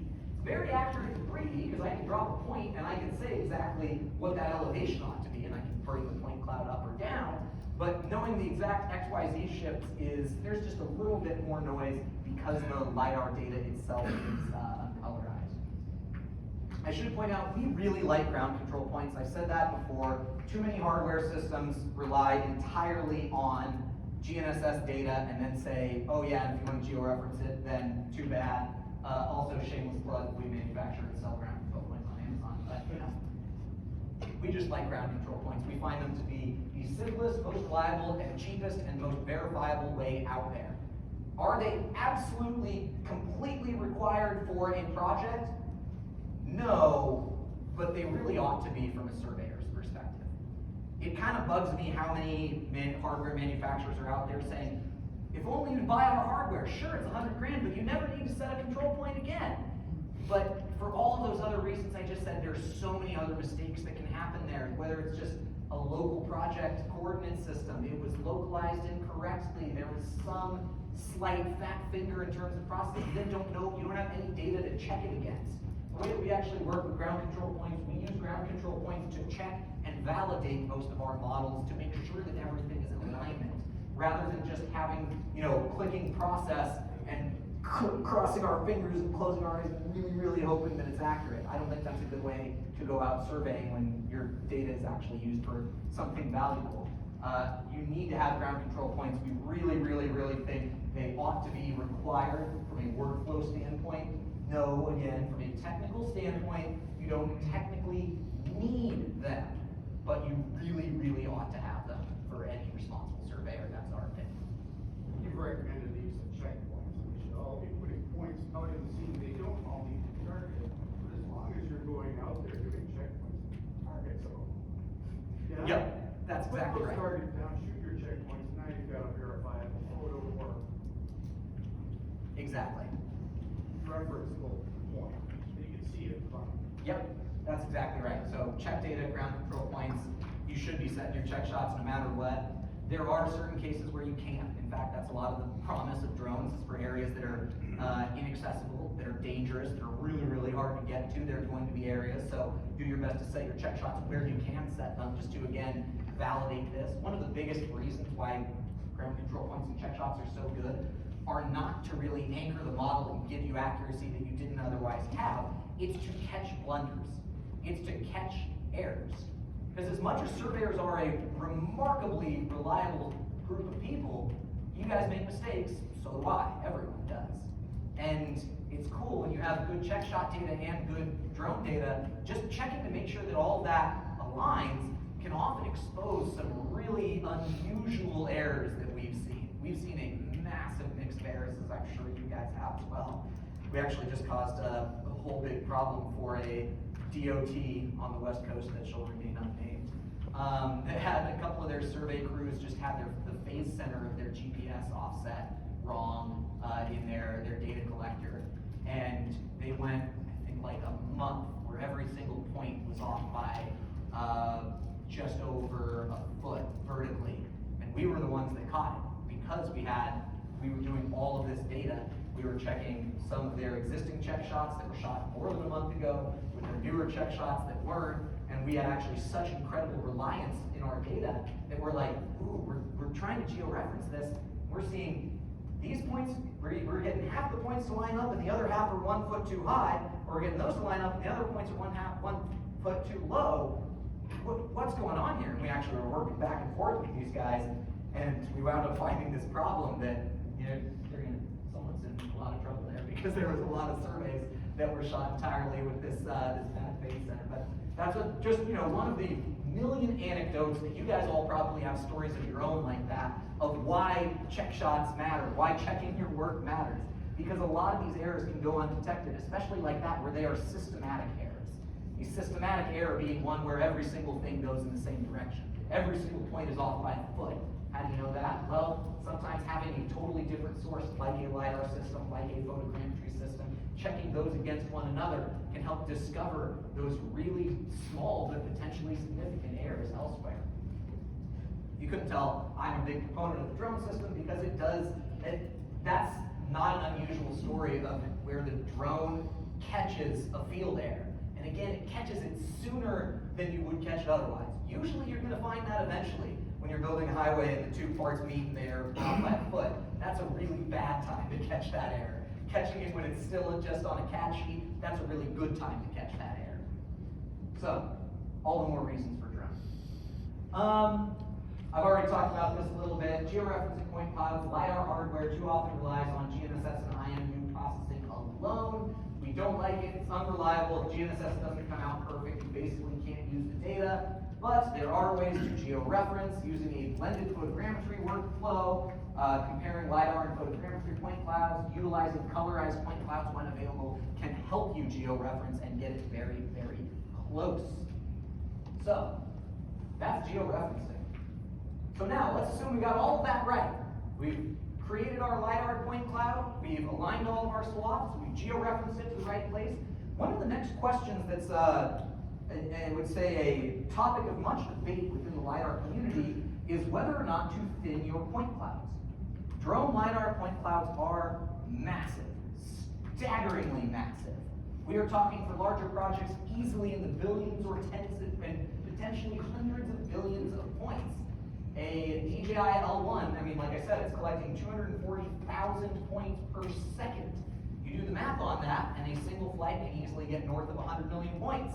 You do a couple flights, and then you're in the billions. There you go.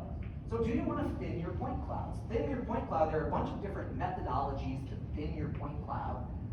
What we're seeing on this screen is a point cloud that, I should have actually written down the, what the sampling distance is difference here, but I know the raw point cloud for the blue points is going to be approximately 100 million points, and the red ones are something like about 13 or 14 million for that whole project point cloud. If you can see those red points, I know the screen's a little bit small here. But that is a lot easier to manage. The problem is you want to make sure you're not giving up any accuracy. We spent all this time getting really good data, and then if you just dumb decimate everything and you lose a lot of your data, remember I talked about that statistical average of those points too, is what gets you the best accuracy. If you delete a lot of those points, you're losing fidelity on that average, and you actually are losing accuracy. So thinning is a really challenging topic, and unfortunately, like a lot of the things in LiDAR processing, it's about finding that Goldilocks zone. And that Goldilocks zone right in the middle, not too thin, not too big, is really project specific, and there's no perfect answer to it. If you work with your full resolution point clouds, which on smaller projects, we just work with full resolution point clouds because a couple 100 million points for the right software and everything is cool, no problem, whatever. A couple billion points, now you're getting into some big challenges. But how to thin it is really challenging because there are a bunch of different thinning algorithms out there that I can talk about. We generally don't like just what I call dumb decimation, which is just take 1 out of every 10 points, keep that, throw the rest away. We prefer some more nuanced ones that actually take the median elevation of certain of those clouds and combine that into a single point, or 3D thinning ones, like this one was a 3D thinning algorithm that actually keeps more points in vertical areas. Other ones are more raster-based thinning algorithms. There's a lot out there. I would just say be very cautious when thinning.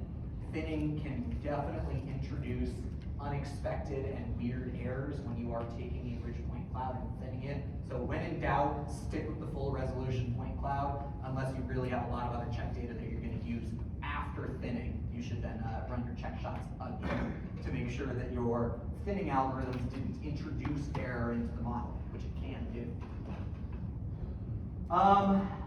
Error consistency checking, this is another thing that should happen early on, is checking for other noise in the data. Things like gaps in the data where the LiDAR scanner may have not worked or where the GPS connection may have failed. Lower accuracy at high scan angles is one that I've seen that seems to be fairly unique to the L1. The L1 really tries to go for some high scan angles where it tries to cover a very wide range with the laser scanner itself. And on the very far outer edges, the vertical accuracy is not quite as tight as we would like. We see about an additional 0.3 of error on those high scan angle ranges for the DJI-L1. This is, by the way, this picture that you're looking at, I apologize that all the colors are just like, rainbow insanity, but it really helps our data text visualize it. This is actually going to be the scan angle. So the drone flew pretty much right along that blue line, which is going to be the laser scanner pointing straight down. And the further away it gets from that, the higher the angle between the drone and the laser scanner and the ground. With the red being the highest scan angle, in this case, I think the DJI goes up to just above plus 35 and minus 35 degrees in scan angle. And those last 5 degrees can often introduce an additional 0.3 of error. So this is just one of those more unique to the DJI L1 sensors. Most of the other sensors are more reliable than that, or at least they cut off their scan angle before it starts to lose accuracy. But this can be managed in post-processing fairly easy. You just cut out a lot of that erroneous high scan angle data as long as you know to check for it. And it's also another one of the reasons why there's a huge benefit to flying with slightly higher than required overlap, so that if you do have bad scan angle data, you can just throw it away, and that's okay, and you can still use your more reliable data. But it's something just to take a look for errors like that, as well as any other errors in the point cloud caused by moving vehicles. Those can definitely throw things out. Storm grates are actually a very interesting one. Because the laser can penetrate things, it can penetrate storm grates as well, and it actually shows this big point way down below a road surface because it can see down into the storm grate, which is pretty cool. As well as reflective surfaces. Not only do reflective surfaces not particularly show up well, sometimes they can actually reflect on something else and confuse the LiDAR, create erroneous points that are either miles up high or way below the surface of the ground that's realistic. So cleaning all of that out is a big part of just checking for all of this as well. And then, like I talked about before, verifying your accuracy. Don't trust the LiDAR system. Don't trust us. Don't trust anyone. Be skeptical. I think that's a good thing. But verify your accuracy. There are a lot of vendors out there who overpromise on accuracy. Use checkpoints to get to know the accuracy of your project. Compare it to a Photogrammetry point cloud. Compare it to ground survey data. Verify your data. Check it, check it, check it, check it, check it. Too many people just assume everything is perfect without having even the most rudimentary checks. So, and that's the last step, at least, of the kind of step one pre-processing. Questions on that before we get into classifying and extracting data from our point clouds?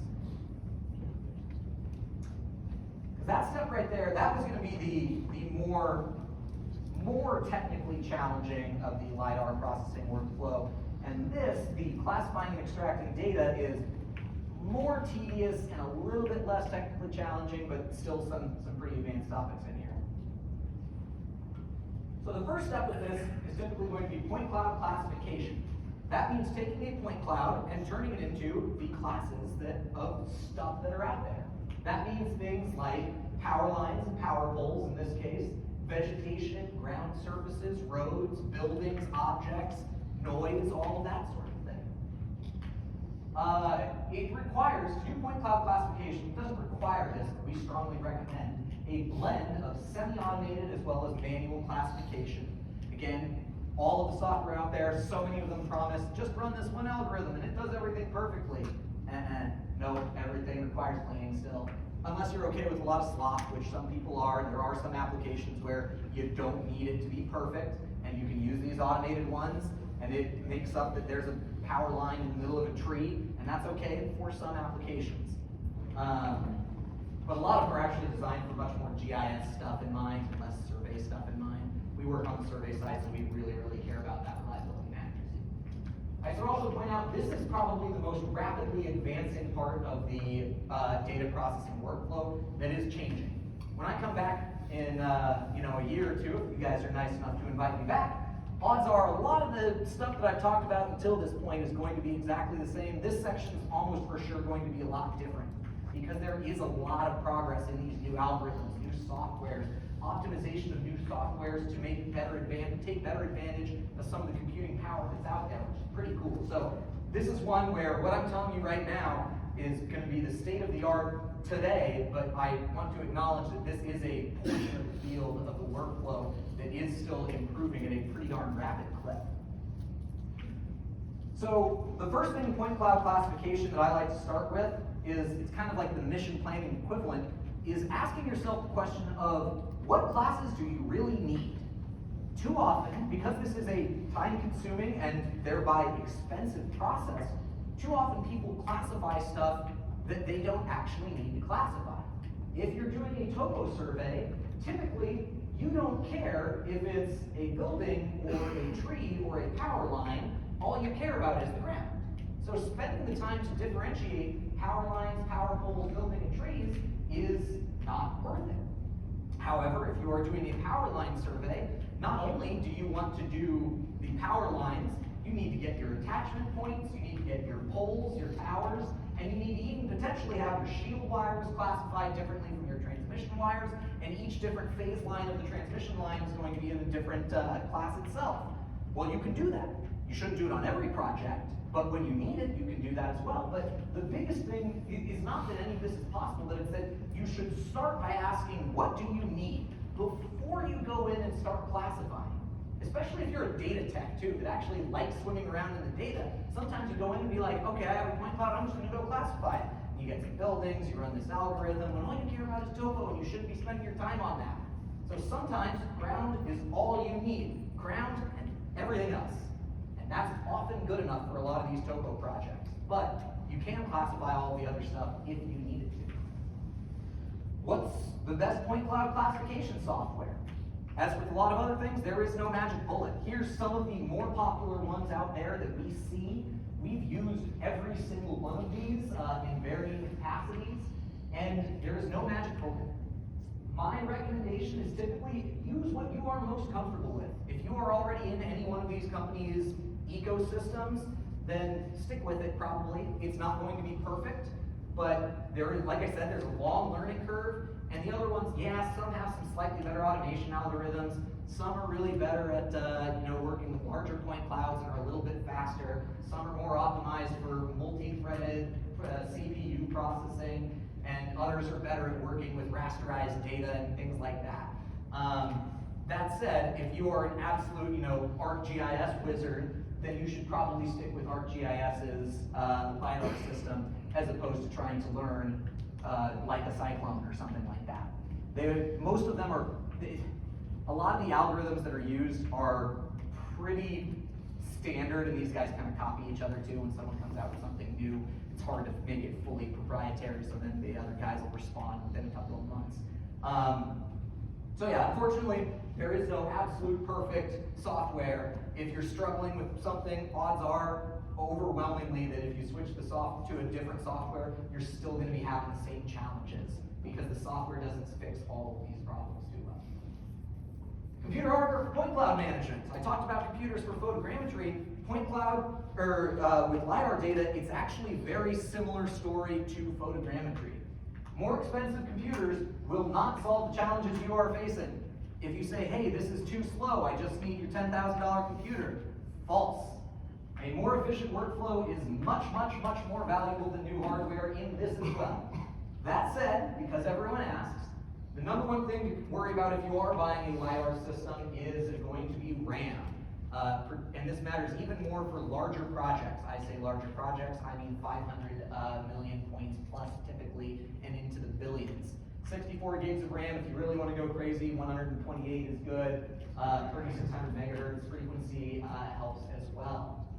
Second most is one of the least commonly talked about things about computers because they are very not flashy, even though it really makes a big difference in processing, which is going to be your hard drive.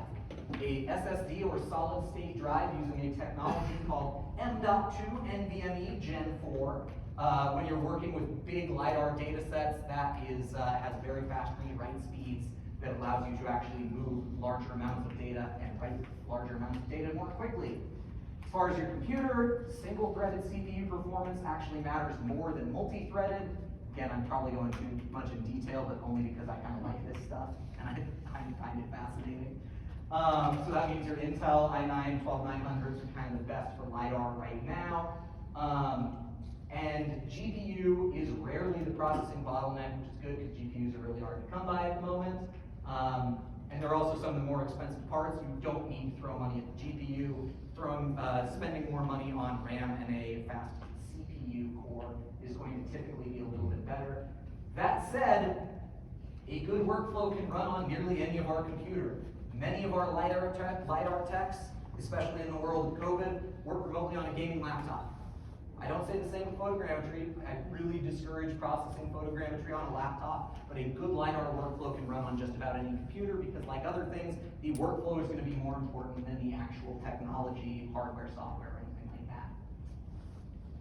All right, so let's get a little bit more into classifying and filtering. Classifying is obviously getting to ground, moving everything. One of the things that's important to note with all of this is be aware that gaps will still exist. And some of this is just where there are branches or something's obscured or the vegetation is too thick. Gaps are definitely going to exist. You need to know that when you get into the classifying part, because if you just do like a straight minimum point thing, then what you will see is you'll see the ground pop up in those different trees. So let's talk about some of our automatic ground classification algorithms here. Because this is one of the ones that if you are actually managing LiDAR data, you're going to spend a lot of time working with automatic ground classification algorithms. Like I said a lot of times, there's no magic thing, no magic setting to get everything to work. There are a lot of different options for these ground classification algorithms for how they run. Do I have a slide in here? No, I don't think of. Showing exactly how most of these algorithms work. That they basically say, okay, we're going to divide everything up into, call it 3-foot bins, and you get to decide this bin size. And we are going to take the lowest point in that bin and assume that that lowest point is the ground. And then we are going to calculate to the bin next to it and going to see what the angle is. And we say, okay, we assume that on this site, the terrain can go no steeper than 45 degrees. And if it's steeper than 45 degrees, it says that must be a car or a tree or a building or something like that. And it throws it out. And if it's not steeper, then it says, okay, are you within 3/10 of a foot of the points next to it? And if you're more than 3/10, it says you're probably grass, and it turns that into grass, and that sort of thing. So all of these are different variables. There are inputs to the algorithm that you can tweak and ultimately need to tweak. Because the next slide here is talking about using ground classification on grass, shrubs, and low vegetation.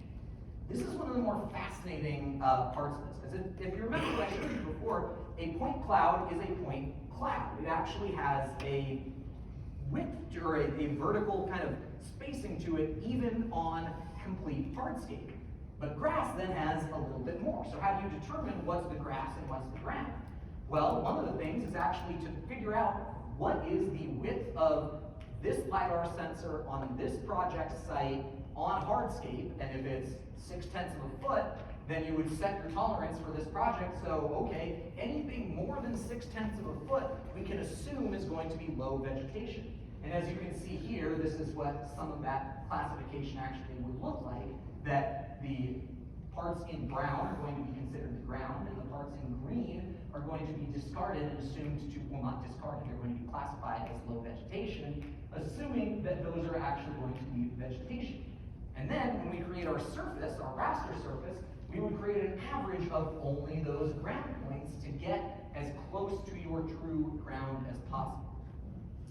So we're introducing a lot of processing and erasure and adding things and classifying things. How accurate is this really? Well, the perfect answer to that is test it, which thankfully we've done. And typically in vegetation like this, we are seeing, you're not going to get your 1/10 of a foot perfect accuracy on ground, especially because the exact point of the ground, and even if you're surveying it, depends on how hard you push on ground when you're working in vegetation like this. But we're seeing about 2 to 3/10 of a foot usually. That this is a pretty reliable workflow if you calibrate that sensor noise to the project and call everything above that level within a certain steepness to be low vegetation. It's a little more complicated. There's a lot of trial and error in this. You do need to adjust your inputs based on site conditions, whether you see, vineyards are one thing to go up and down, or a lot of different crops. Some things have better penetration in some parts. Depending on the steepness, you need to adjust your bin size a lot, but that's kind of where it goes. Those are some of the algorithms to actually classify your ground data. Buildings, power lines, objects, that's the next thing. Like I said, one of the biggest things is to ask yourself, is it worth the time? These we do almost entirely manual classification right now, purely because we have found the automated classifications typically have too many false positives from a workflow standpoint. This is one of those slides, like I was saying before, where things are quickly moving, and this might change really quickly. We're working with different algorithms, we're tweaking different things. It wouldn't surprise me if this slide just didn't exist, because I bet power line algorithms, power line detection and classification algorithms are likely to improve considerably. A lot of them are out there, but for our purposes, when we are doing for a client that needs an actual power line corridor survey and they need to measure the distances from the line sag to everything, it winds up putting power line, like erroneous power lines in the trees, and we just don't love it. So, but first step is ask yourself, do you even need it? And if so, that requires a lot of manual classification. That part's a little bit tedious and not as exciting. Once you get it classified, you want to convert it into a raster grid. This is actually really cool. I love these photos just to show what LiDAR is capable of. This is the photogrammetric orthophoto of a job site. This is in, I believe, upstate New York. And this is an actual project site. That's what the photogrammetry you can see. For anyone that's worked with drone photogrammetry data, you know that most of that is going to be just nothing from the photogrammetry. And that is going to be your rasterized digital elevation model. Not only can you see the creek along here, you can see the ruts from trucks that have driven through, is how accurate that is. And in fact, if you see a couple like stripes and things down here, many of those are going to be fallen trees. That's how incredibly precise this is that it can actually measure fallen trees. And if you see some other little things that look like volcanoes or craters, this is a cool thing. That's actually going to be the base of a tree, where a tree trunk actually goes into the ground and has a tiny little cone. That's how precise a lot of these drone LiDAR systems are in that. And I should point out, even though some of these trees are bare with no leaves, there are a lot of leaves up here, all towards the top and bottom. If you look, the data looks nearly identical. LiDAR is completely able to penetrate that level of vegetation to a very, very high degree of reliability. Now this is cool. This is visually impressive. I love stuff like this, but this is again something that no engineer wants. This is still a really large raster data file. This is still, if you were to try and import this into Civil 3D, you would not be happy.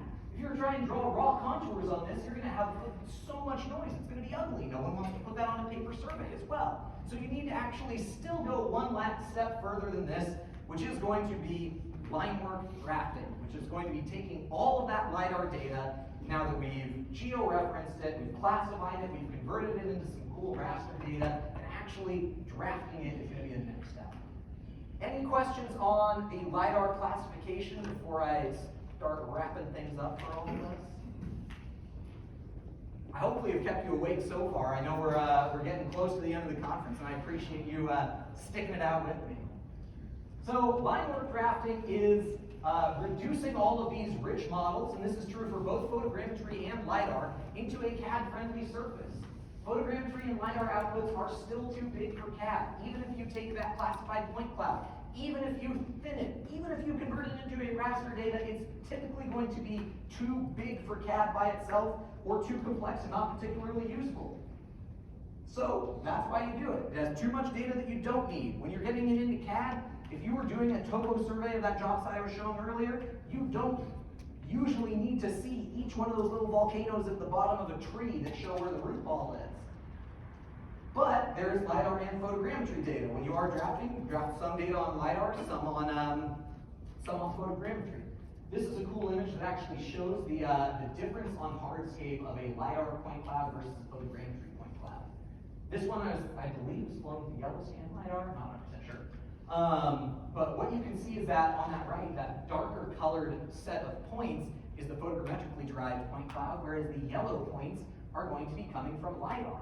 And those are in a much bigger cloud. There is more noise there. And even in our experience, when you average those out, that gets it better, but the photogrammetry point cloud on hardscape is still better.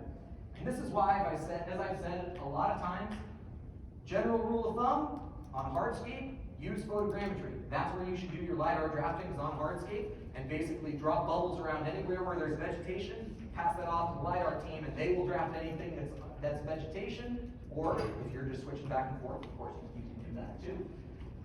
They should be drafted independently, LiDAR photogrammetry, and then merged into CAD. Methods of line work drafting: you can draft directly on ortho photos, you can draft in the point cloud, you can convert the point cloud to a surface and draft on top of that. That's what we often like. 2.5D, TSM, or DEM in ortho photo drafting. All that is pretty good. We don't like importing raw data into Civil 3D. Civil 3D just really sucks with full resolution data. It's very, very slow, not impossible. We don't like done decimation of the point cloud, like I've talked about, where you just take all of this rich data, thin it down without anything unique or any clever methodology to it. Yeah, that sort of thing.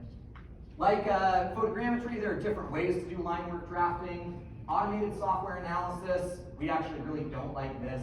This is a lot of your GIS algorithms that try and do detections of houses and building footprints for, county and state scale stuff. It's very impressive for what it is, but it's just not survey grade. It's not particularly reliable or accurate. You can draft in-house, it's high accuracy, reliable, known product, all of that, but it's expensive and time consuming. Or hire an expert, shameless plug again for Aerotas' company, where we do a lot of this work. That's what we do. Line work drafting software, same story as with point cloud editing software. There's no magic bullet, nothing that does it perfectly. These are a bunch of the popular options out there, but likewise, use what you're comfortable with. There's nothing that's absolutely perfect here. Line work drafting doesn't take a lot of computer time. It takes a lot of human time. You are drawing your polylines, you are tracing paint striping, you are drawing along a lot of those curves. There are algorithms that help. Yeah, what's up? I'm just curious your thought about how long it's going to be before CAD technology catches up, and all this is a thing of the past. What do you mean CAD technology? Are you talking like automated the software? ability to handle a point cloud that's colorized, so the engineers and everybody are designing in that real element instead of dumbing it down to line work.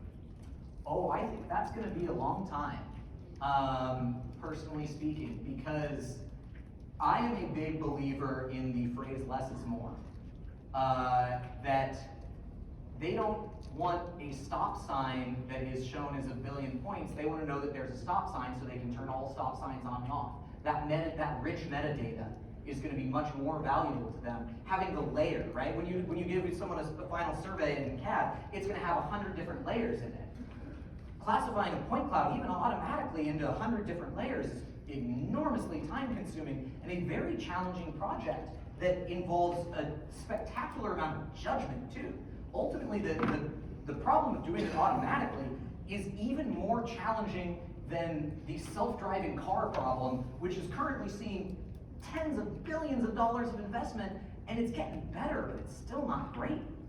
These are actually some of the most challenging technological problems out there, that we can overwhelm ourselves with data, and then we can throw billions of dollars of processing in computers and the smartest brains at it, and we're still a ways off. So it's a fascinating problem, but if your assumption is, why can't the engineers just get used to it? Well, then you're in the realm of politics too, and I'm probably the wrong person to talk about that.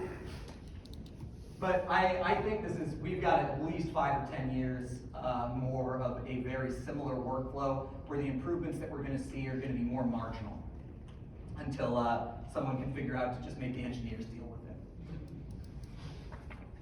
But yeah, line work drafting, it does take a lot of time, and it's, again, one of the challenges is humans are really good at this. When we look at a stop sign, we say that's a stop sign. When a computer looks at a stop sign, it's like, well, what is that? Is that a sticker on the back of someone else's car? Is that a lamppost? Is that, oh, it's reflecting a lot. Maybe it's a survey rod. And they see a survey rod and say, oh, that looks like a stop sign because it reflected. It's a very challenging problem for computers, and it's very, very easy for humans, but it does take a lot of time. We also are big on our CAD drafting standards. This is another thing that's hard to automate because Each company and very often each client or each governmental department will have their own CAD drafting standards of exactly how different things need to be marked. So having CAD standards in there is really important. Like a lot of other things, this isn't a complex problem as much as it is the biggest challenge is being aware of it, right? Once you know that you need to be aware of your CAD standards, it's pretty easy to follow CAD standards.